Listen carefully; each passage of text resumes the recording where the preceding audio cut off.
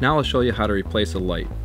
Alright, so the next thing we did was remove this light. It was a fluorescent bulb and it just didn't look very good at all. So I'm going to replace it with an LED light.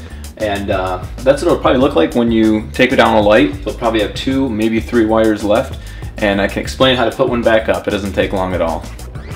You'll need a light, screwdriver, and maybe a wire stripper. This light was only about 30 bucks on Amazon, and it's LED, so I should be able to save a little bit of money on energy costs.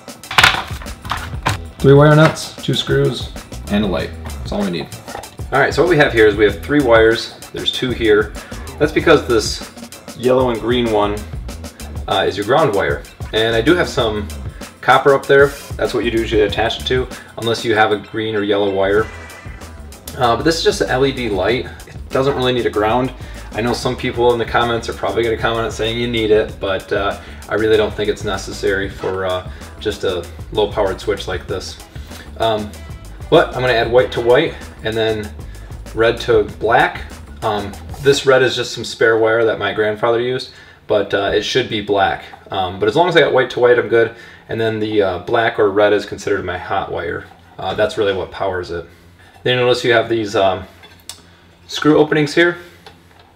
And what that is on the front side, you just click it in, this pulls right out, and the screws come through here.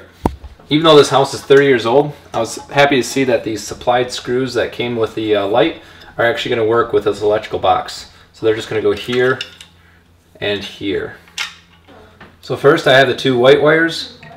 I'm going to put them side by side, just like this, and then I will take the wire nut and they'll go in there together.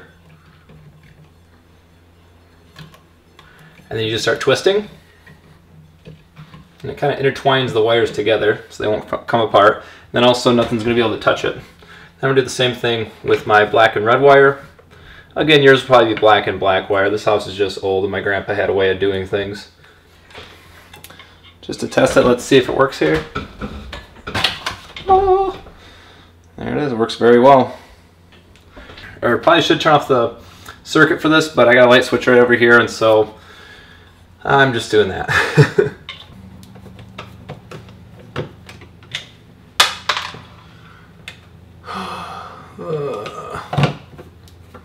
think I got the right spot now. Yeah, a little bit of work to line that up. There we go.